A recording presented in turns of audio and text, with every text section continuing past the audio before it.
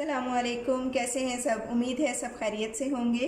आज हमारे किचन में बनने जा रहे हैं मटन शामी कबाब। इसके लिए मैंने जो इंग्रेडिएंट्स लिए हैं, मटन मैंने 500 ग्राम यानी आधा किलो लिया है, और दाल चना मैंने ली है 300 ग्राम।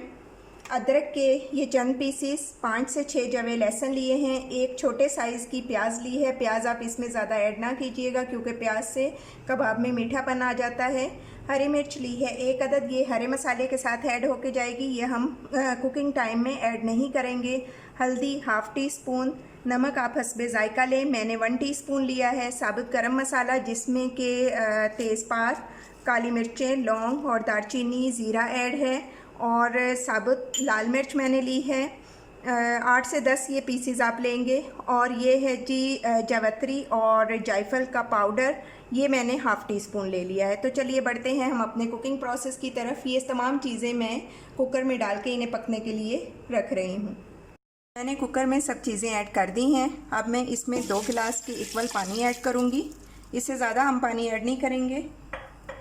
इसमें पानी की मिकदार थोड़ी कम लग रही थी, थोड़ा सा मैं पानी इसमें और ऐड करूँगी। और अब हम अपने कुकर को 10 मिनट के लिए बंद कर देंगे।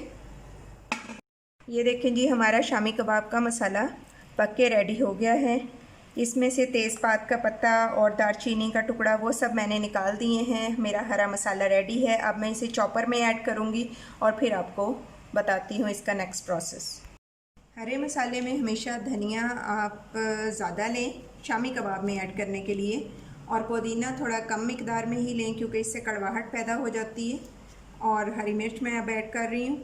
इसके बाद मैं ऐड करूँगी जी अपना शामी कबाब का मसाला, और फिर मैं इसे चॉप करके आती हूँ वापस।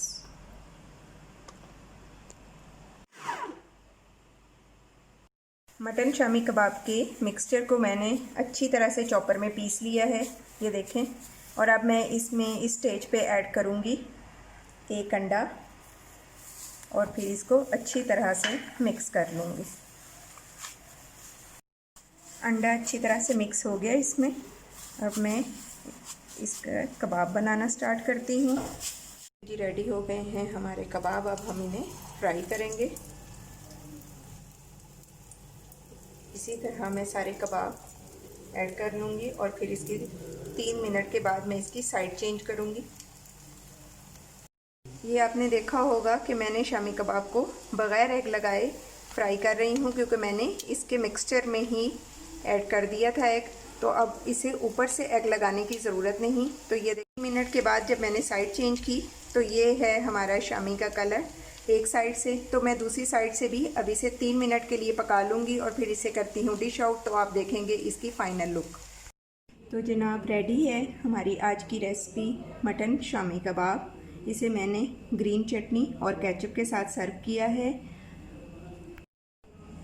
ये देखें जी हमारे शामी कबाब कितने अच्छे और कितने, ये देखें जी हमारे शामी कबाब कितने अच्छे और कितने जूसी बने हैं। तो मैं इन्हें करती हूँ ट्राई ग्रीन चटनी के साथ। अगर रेसिपी पसंद आए तो लाइक और शेयर करें। अगर चैनल पर न्यू हैं तो सब्सक्राइब करना ना भूलें। मुझे रखिएगा दुआओं में याद। टेक केयर, अल्लाह हाफिज़।